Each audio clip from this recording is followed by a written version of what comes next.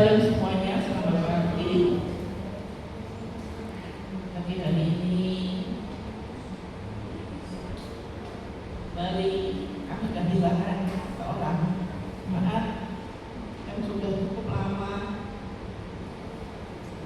di gereja di keluarga Kristus. Bapak Ibu Saudara, ya cukup kaget saat Ibu mendokter telepon saya juga gak menyangka kalau ya tenang aja Ibu mendokter telepon saya cerita mau nelpon Ibu Gembala tidak bisa. Saya jawab, oh Ibu Gembala ini baru perjalanan baru sampai Jakarta, perjalanan langsung ke Thailand. Jadi nanti pulangnya hari Jumat. Ada apa kalau terus ceritakan bagaimana Joko sudah panggil Tuhan. Saya juga kaget karena pagi masih akan doa pagi. Hari Minggunya masih setelah selesai ada pelayanan baptisan, Bapak Gembala juga sudah mendoakan waktu itu. Kemudian saya langsung telepon Bapak Gembala. Pas sudah landing, jadi saya tahu dikabari sudah landing di Jakarta itu, langsung saya telepon. Saya katakan, Pak, tidak. Apa? Dia rada kaget karena titip-titip Ibu Gembala mau pergi ke luar negeri kan titip ya siap saya titip. Kemudian Pak Handoko sudah dipanggil Tuhan. Handoko dia masih mungkin kaget ya. Handoko babe saya begitu. Kan daripada mikir Handoko banyak ya, jemaatnya juga Pak Handoko dan nanti depannya juga Handoko jadi bingung. Handoko babe, seperti jangan jauh jadi begitu. Ya sudah. Kemudian dia pesan gini, sudah Bu, koordinasi titip di vendor ya. Nanti semuanya boleh berjalan dengan baik. Puji Tuhan saudara, Bapak kita menyerahkan yang ada boleh berjalan dan Bapak Gembala juga langsung menelpon ya.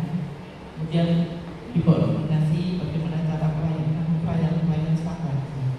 Itulah saudara satu shock ya, Bapak Gembala kok cepet banget ya, kaget, saya juga kaget. Tapi itulah saudara, saya mengenal beliau almarhum, biasa saya panggil Pak Tegan karena lama banget saya kenal ya.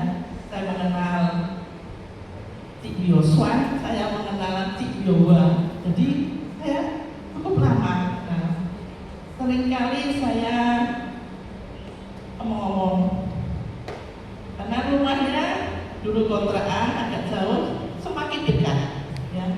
Yang paling saya ingat waktu itu setiap kali dia belanja untuk keperluan jualan ya, jualan itu lewat depan rumah saya mesti ngomong-ngomong sama suami saya almarhumnya, ngomong-ngomong kemudian cerita macam-macam ya sampai lama gitu, sampai saya kan bawa daun pisang kan gitu. Ini salah dipakai buat Handoko, udah ini sekian nanti paling suri lama banget ya, karena ngomongnya ini seneng karena beliaunya humoris ya, seneng cerita-cerita tuh, wah ketawa-ketawa cocok sama suami saya, duduk di depan sama berjemur itu gitu lama banget ya. Terus seringkali beliau berdua ya suami istri cerita perjalanan hidup, bagaimana kok bisa sampai Mojosongo juga ya, anugerah Tuhan. Banyak sekali keajaiban yang beliau berdua sampaikan pada saya, curhat terus macam-macam. Apalagi rumahnya sekarang berdekatan, kira-kira cuma 100 meter kayak ke arah timur. Jadi sering jalan tiap warung beli plastik, beli apa tuh ambil. Satu kali yang masih saya ingat, dia bawa motor baru, rumahnya masih dikontrakan sana. motor baru. Wih, suami saya bilang, wih, motornya anyar toh kan? Iya, terus tak cerita nih, keajaiban terjadi. Aduh, luar biasa. Kemudian pindah rumah, itu yang cerita di depan rumah itu cerita. Ya tetangga-tetangga itu ngerti, orang dua suami sama kostengan ini cerita-cerita. Apa itu kok tidak kene wes semua. Jadi keajaiban buat diceritakan. Dan itu dicatat. Poin yang saya ingat sekali, semua keajaiban Tuhan dicatat. Sampai satu kali saya mengunjungi waktu itu Tuhan Doko, siram minyak panas ya. Dia ngomong, kilo catatannya ditunjukin. Ibu Eda, Ibu Gembala datang mengunjungi Bapak Kotik, itu dicatat. Jadi setiap lewat itu suami saya sering gitu. Terus buat catat Tuhan, wes tak catat. Ya gayanya seperti itu ya, sering kali ya humoris, jadinya pas ya. Jadi saya waduh, saya panggilnya kocengan karena di GPIA Keluarga Kristus itu adanya babi. Jadi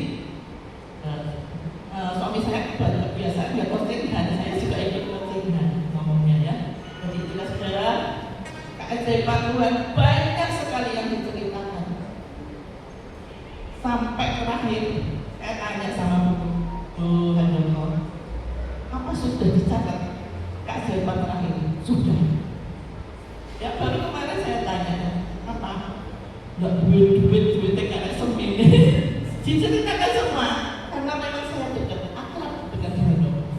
Seringkali cerita, wes ini cerita ya, saya sering cerita pun saya juga puji Tuhan. Itulah saudara. Beliau suami istri yang humoris, suami istri yang semangat, masih kerja. Seringkali beliau katakan, aku dari sikile, karena akrab ya koko aja. Aku dari sikile, tapi aku nyonya aku dari kupengku, karena pendengaran kurang. Itu umurnya dia yang tidak pernah saya lupakan ya. Aku dari sikile, karena yang belajar mesti Pak Handoko. Yang mendengarkan kalau ada telepon mesti Bu Handoko. Jadi suami istri kompak. Kalau kerja Bu Handoko tinggal duduk, yang nyepaki semua Pak Handoko. Kompak banget. Satu teladan yang luar biasa bagi seluruh teman-teman rekan-rekan di gereja GPIA Keluarga Kristus merasa kehilangan, terutama saya pribadi. Saudara yang dikasihi Tuhan,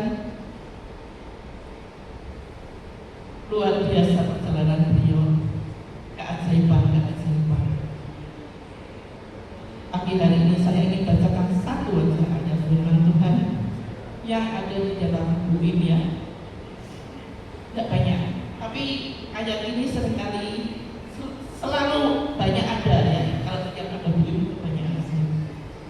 Di dalam 2 Timotius 4 ayat 7. Di sini dituliskan, aku telah mengakhiri pertandingan baik, aku telah mencapai garis, dan aku telah memelihara iman. Ini aja ya, dituliskan.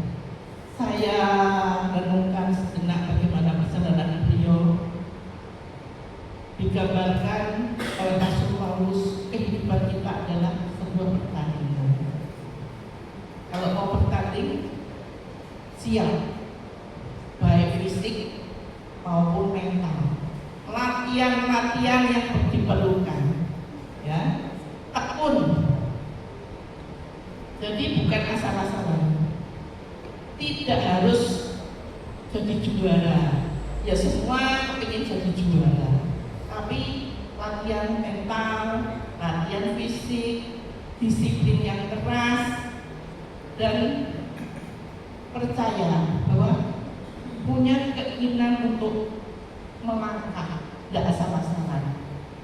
Inilah saudara pertandingan kehidupan dari kita semua yang sudah diteladani oleh almarhum Bapak Handoko, bagaimana sampai di titik terakhir sudah memelihara iman dan perjalanannya baik. Jadi di sini dituliskan mengakhiri pertandingan dengan baik.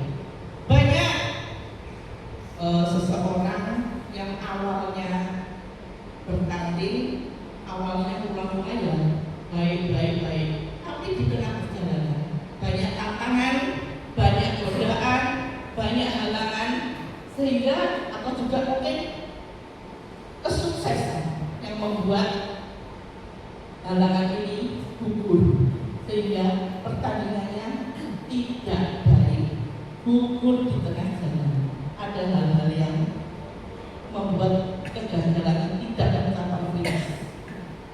Almarhum Bapak Handoko mencapai finish dengan iman yang teguh. Kita mencontoh bagaimana perjalanan beliau, semangatnya untuk berjuang dengan usia yang mungkin tertatih-tatih ya, berjalan tertatih-tatih. Saya tahu, saya lihat belanja, mengantarkan makanan-makanan, Ibu Handoko yang masak, semua dilakukan dengan penuh tanggung jawab, karena semua dari Tuhan yang kembali kepada Tuhan.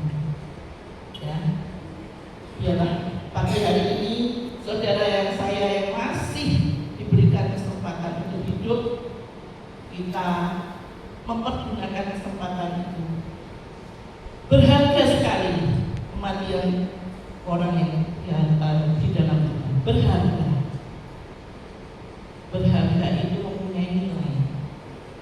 Kita semua ingin semua juga berharga kepada Tuhan. Pertahankan iman saudara sampai garis akhir. Pertahankan semuanya dan biarlah itu Tuhan sendiri yang menulis.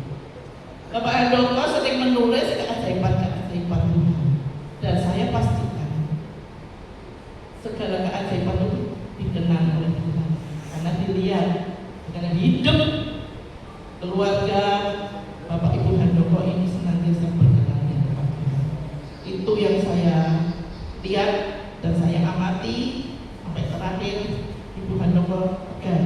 Jadi menyampaikan kepada saya tidak dengan heboh atau menangis, tegar. Saya percaya ada kekuatan yang baru, ada kekuatan yang tetap tidak kelihatan, tapi dirasakan bagaimana tegar menghadapi semua, karena semua milik Tuhan, kembali kepada Tuhan. Biarlah malam pagi hari ini kita yang masih hidup diingatkan, tetap beriman, tetap percaya, walaupun banyak rintangan, banyak halangan, percaya Tuhan beserta kita, imanlah. Saya katakan sekali lagi, selamat jalan Babi Handoko. Kita nanti berjumpa bersama-sama di sana. Dan saya sampaikan juga mewakili Bapak Gembala, Ibu Gembala, Pak Gembala kita, Bapak Pendeta Hengkinanto Sabdo yang tidak bersama saat ini karena masih di luar negeri, dan seluruh penatua, pendeta, dan seluruh aktivis jemaat dari GPIA Keluarga Kristus yang ada di Wonosobo ikut berbelasungkawa, ikut sepenanggungan, dan kami percaya teladan beliau tetap melekat. Nama Tuhan dipermuliakan. Amin.